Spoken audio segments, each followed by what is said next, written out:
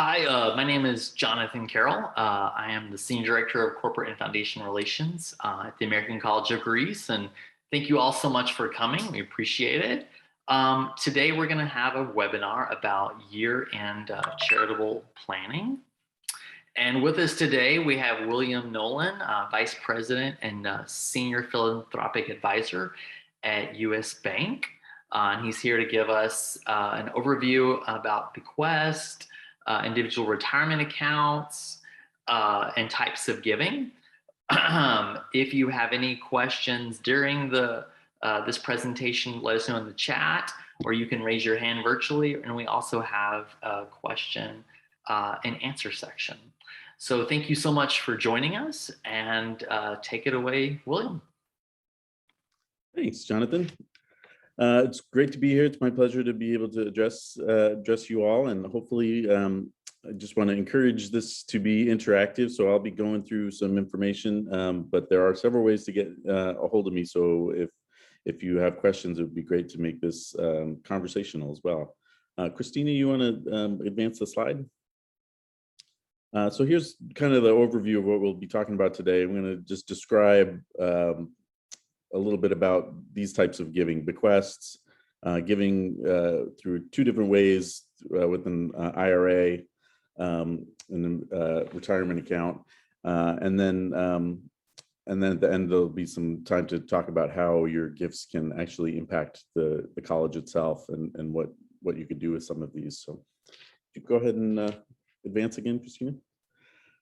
So again, I don't know the sophistication or knowledge that any of the people listening have on these sorts of things. So forgive me if it's very basic, trying to just lay the groundwork for giving in these planned ways. What we mean by planned giving, which they say they're bequests and wills and living trusts, is planned giving the easy way. Planned giving just means that you're thinking about making a gift of significant assets.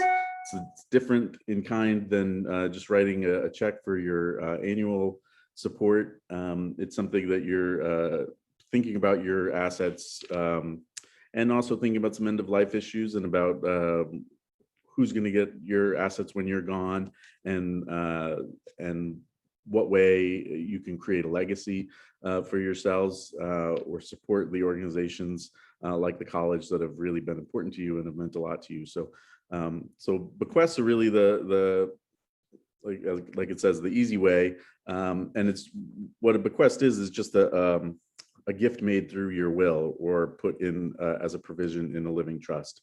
So when you are doing your estate planning and talking to your attorney about where you would like your assets to go, there's an opportunity for charitable giving there, and it's a fairly easy way. And there's a number of different ways that you can accomplish it and make those gifts.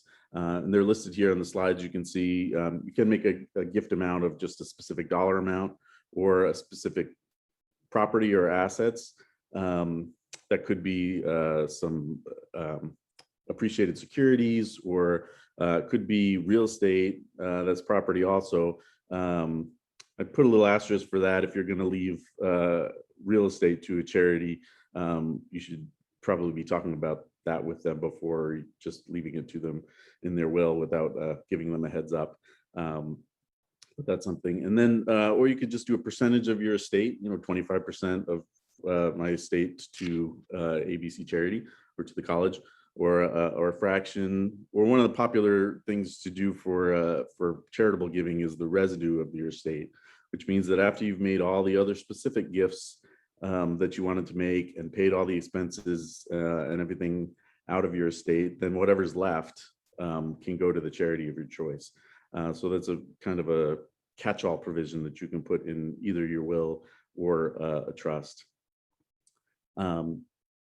So that, like I said, it's something that you want to do in conjunction with your attorney when you're drafting these documents. You can talk to them. They should be asking you about your philanthropic interests. If not, I would encourage you to bring it up. Or you can also always amend these documents, amend a will or a trust, and it's fairly easy to do to just add a provision for a charitable gift. one of the things I will say too is that you could contact the school, contact Jonathan, and make sure you get the tax identification number, the U.S. tax ID number for the college, and provide that to your attorney, because it's always good to have that tax ID number in the document. It cuts down on any confusion. We've had like in the U.S., there's several different organizations that train dogs to assist people with vision impairment, and there has been lots of confusion sometimes if the name is not said correctly in the document. So putting in the tax ID number really helps cut down on any confusion afterwards. So and that's something that the college or any charity should be happy to provide. It's not protected like a social security number is. It's the organization's tax ID number should be easy to get.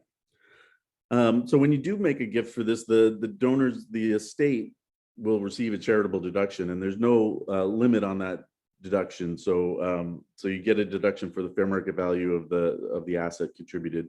If it's cash, that's obvious. If it's an asset that the value changes, like stock portfolios, then the deduction is based on the value on the contributed day of death, and there's no limitations on that. You go ahead and advance to the next slide, Christina. I want to talk a little bit about estate tax, just so you know what I mean when I say you get a charitable deduction for it. The current state of the estate tax in the U.S. is that there's pretty high exemptions. So for a lot of folks, the federal estate tax is not going to come into play unless they have over $11.7 million of assets as an individual when they pass, or 23.4 for a married couple. And those are kind of odd numbers because they change every year, so they're rising. So whatever the year that the decedent passes in, with the exemption that's in place at the time, will govern whether or not they're going to have to even pay any federal estate tax. But the thing to keep in mind is that just as these do change every year based on the structure that's in place now, Congress can always change the structure, and this federal exemption has fluctuated from being $1 million exemption to this is probably the highest it's been since I've been watching. So so there is a lot of leeway, and there's been a lot of conversations about the tax structure changing these days with and nothing's set in stone, so we don't know where it's heading. But you want to be aware of the fact that right now federal estate tax may not be an issue, but you want to keep tabs on that. And then the other thing to keep in mind is that there are a lot of states that have an estate tax that is not tied to the federal system. So so they have different exemption amounts.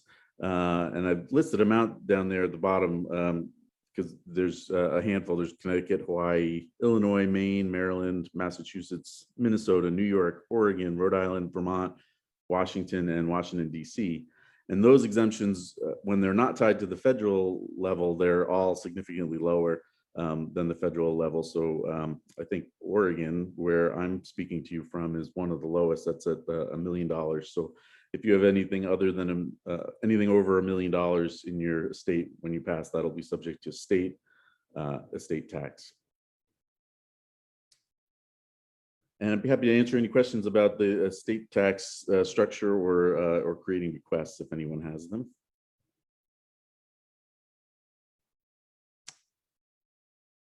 If not, Christine, could you advance the slide? So individual retirement accounts provide a couple different ways to make gifts. And so I wanted to talk about this structure a little bit more. And these are also fairly easy ways to plan for charitable giving. And in some sense, they actually are easier to implement than a bequest or a provision in your living trust, because you don't have to contact an attorney. You can just change the beneficiary on the beneficiary designation form for your IRA. That being said, when you're thinking about giving any types of assets as part of your estate plan, you should talk to your attorney and make sure that he or she understands that it is part of a larger structure and part of a larger transfer of assets. So you don't want to do something that is at odds with the rest of your planning. And that's particularly true when you're talking about IRA gifts at death, because they are they could be subject to some multiple layers of tax. And so if you're deciding between two different pots of money, say you have a individual equities portfolio, and you have an IRA and you want to make a gift to charity and make a gift to your children, giving the IRA to charity is really a better plan for avoiding taxation. So that's something you want to keep in mind. It's easy to implement, but it is part of a larger plan. And the reason for that is that IRAs are subject to estate tax because the IRA is an asset that's in your estate. So as we talked about before, if your estate is over $11.7 million, and that includes your house, the value of your house, the value of your IRA, and other individual assets that you may own. So those all contribute to the estate that could get you to that taxable level. So if your IRA does put you over that, then it could be subject to estate tax. So it'll be taxed at that level. And then if you left it to your children or another beneficiary, when they make the draws, because they wouldn't take the draws all at once, it would be paid out to them over a number of years, but they would have to pay income tax on that when they take that draw. So then the IRA would be taxed at the estate level, and then it would be taxed as income when it's distributed to the beneficiary. So it's kind of a trap that way, and so a lot of people would want to avoid having to pay both of those levels of tax. So if you gave the IRA to a charity, for one, your estate would get a deduction for making the gift to charity, and then two, when the charity receives the income from the IRA, they wouldn't have to pay tax on it because they're a tax exempt entity. So kind of cures both levels of taxation. Yeah, and I think so. I explained that down there. So nonprofits are tax exempt, so there's no income tax. And then you can the other gift of a stock portfolio to your children would not be subject to that same kind of taxation when your children receive it. Christina, could you advance to the next slide? So again, what I mentioned there about how easy they are to do, you don't have to contact your attorney. Naming a charity on your IRA form is just a matter of adding it to the beneficiary designation. And you can make it your primary beneficiary, or it could be a contingent beneficiary. So maybe you give it to a spouse or a child, but if they're not living at the time, then it could go to a charity as well. And you're also able to change that charity at any time too. And then again, you're able to give it to more than one beneficiary also. So if you wanted to give a portion of it to your children and a portion to charity, that would work, or to multiple beneficiaries or multiple different charities. So there's a lot of flexibility. But again, it's just planning, being aware of the planning for your whole estate as a holistic measure there with your attorney. Christina, you want to advance to the next one?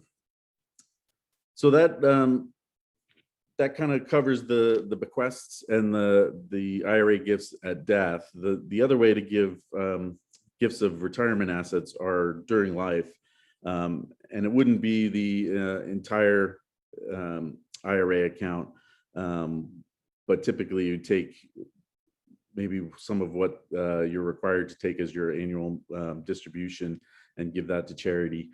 And there's a way to do that. There's always been a way to do that to kind of make it tax neutral. One of the things that happens when you take your required distribution from your IRA, you're taxed on that as whatever income level and tax bracket you have to pay on. So you're taxed at that. But you also can make a gift of that, and then your charitable deduction can offset the tax that you would have had to pay. So you can structure these IRA gifts so that they're tax neutral. And I just had an example here because sometimes the numbers are helpful, and tried to keep them round and easy to understand also for my sake. But if say a taxpayer, you're in the 28% tax bracket and you received $100,000 from your IRA because you're required to take it, then that would be taxable income to you, and you would have to pay an income tax of 28% of that $100,000. And then if you made a charitable gift of $100,000 and we're also in the 28% tax bracket, then your charitable deduction would equate to 28% of that $100,000. It would be $28,000.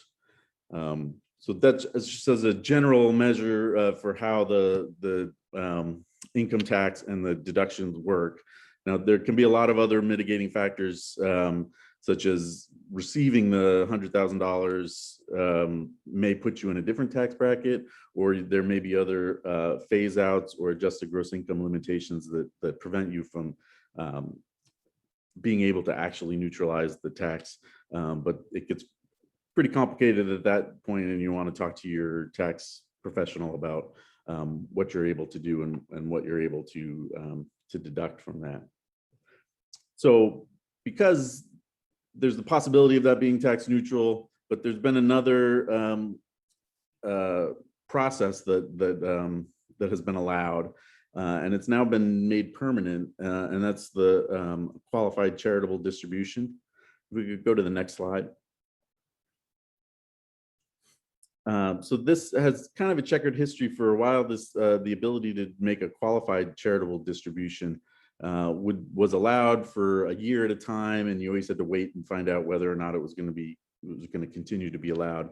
But a few years ago, they made it permanent, so we should be able to rely on the fact that this is a permanent aspect of the tax code for now, and so you can plan accordingly. And what the qualified charitable distribution allows you to do is to direct your required minimum distribution from your IRA directly to charity, and it will not be charged to you as taxable income, so you will not have to pay tax on it, but it will satisfy your required minimum distribution. So that's a benefit for folks, because if you don't want to recognize the distribution as income and then make a charitable gift and worry about the neutralizing that tax deduction, you can have it go directly to the charity, and then you don't ever have to recognize it as income to you. But the requirement that you take a certain amount of money each year is satisfied. So it's a nice provision.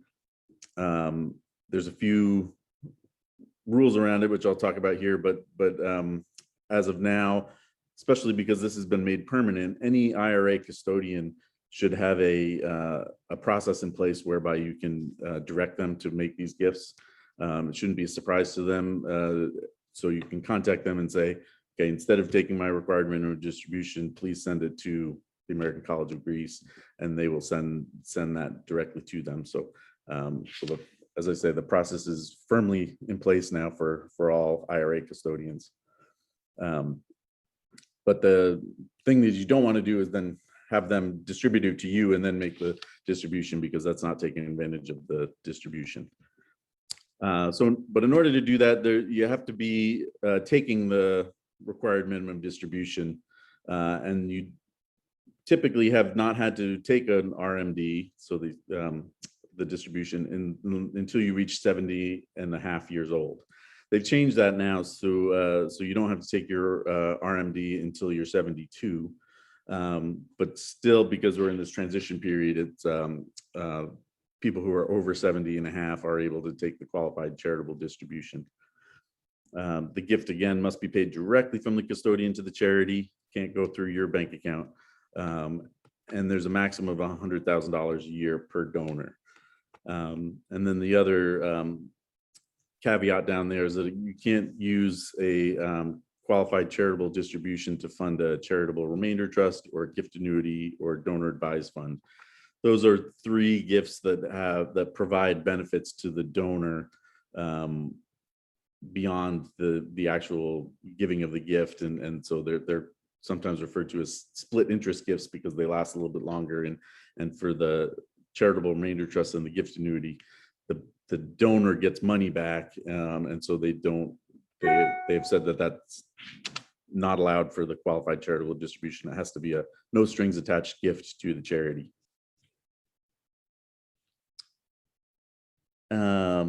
Yeah, I think the next slide. We transition here to some of what these funds could be used for at the American College of Greece, but just wanted to pause here and just ask if there are any questions about what we've been talking about so far.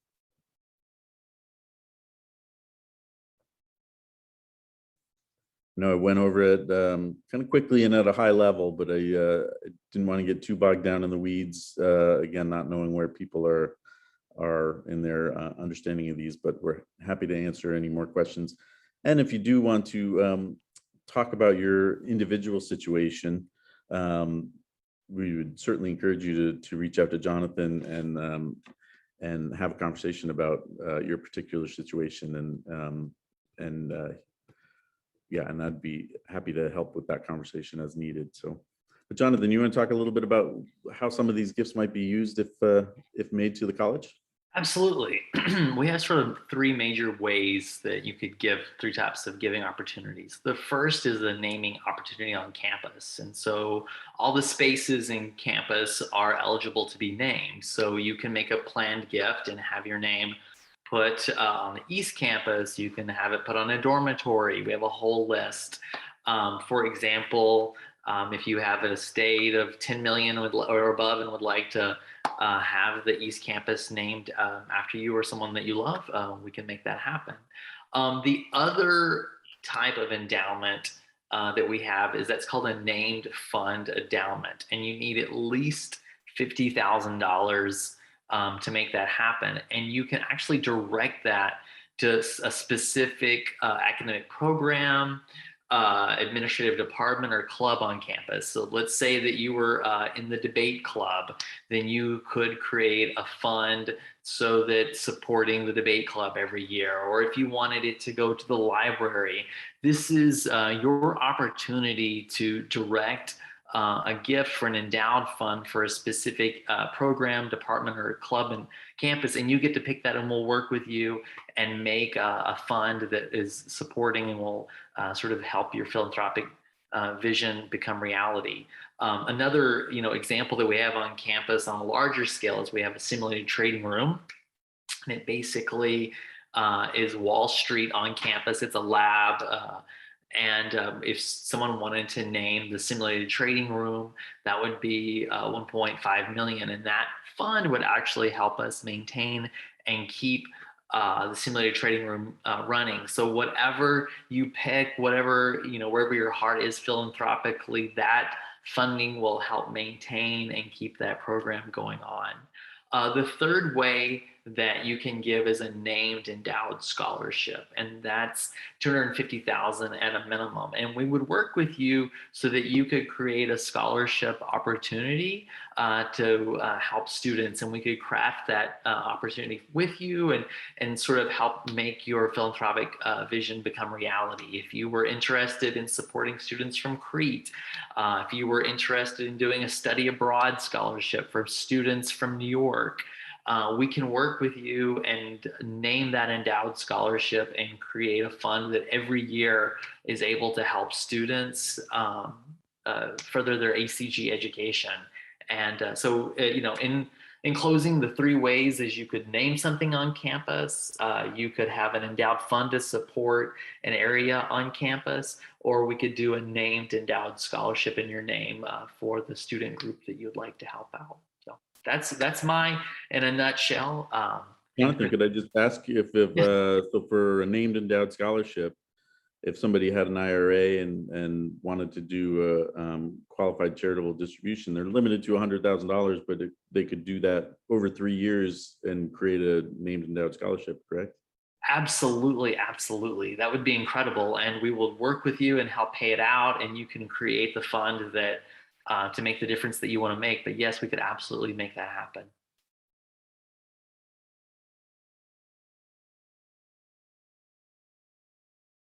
Any questions from anybody? Christina, can you advance the, please, ma'am? Okay. Any questions from, I think I've read somewhere we're supposed to give it a minute or two, see if anybody, and remember, we have a chat box. So it can be, you don't have to talk. We can read the,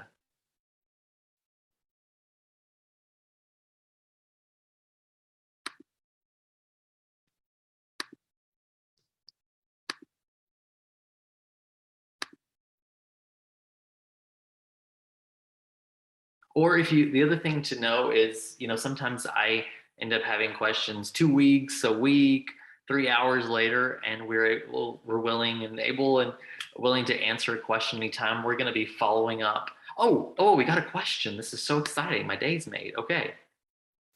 I may have missed this, but did we receive your contact info? And that's a good, thank you for asking that. Christina, we're going to send up a follow-up email. Am I correct in that, Christina? Exactly. Yeah. Yes. So we're going to reach it. I'm happy to provide it right now. You know what? I will I'll put that in the chat box just so you have my email address. I'll put that right now, but I am going, we're going to send an email and I'm going to just type my email in the chat box right now. And if you want to talk right now, we can talk right now. If you want to talk in 2 days,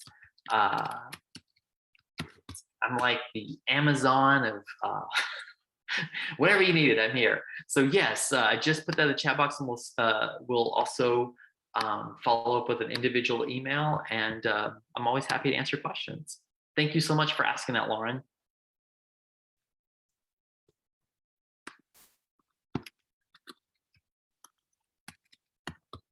I sent it to you directly too.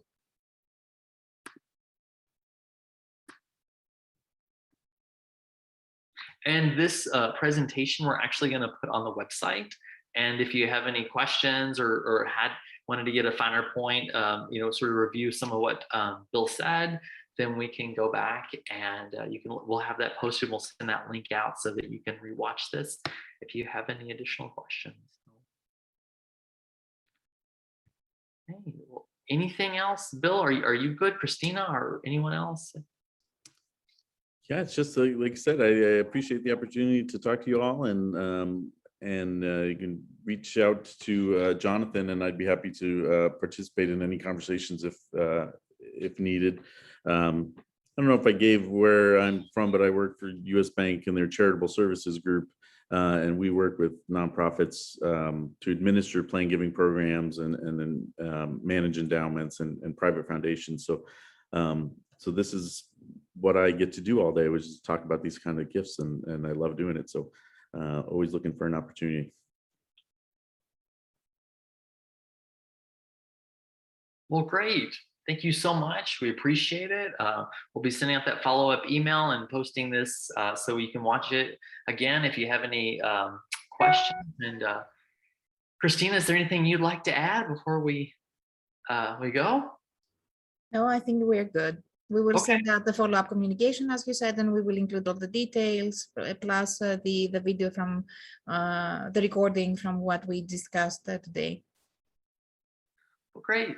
Well, thank you. Thank you for the, oh, great. Someone else, thank you for the useful information. I know I can find you when I have time. Have a nice, oh, great. So another, thank you so much, Maria. We really appreciate the nice message. Thank you very, very much. We appreciate that. So Lauren and Maria, we really, really appreciate you participating and taking time out of your busy schedule. All right. Thanks, everybody. You'll have a wonderful day. I'm here 24/7, okay? Have a great day. Bye. Bye.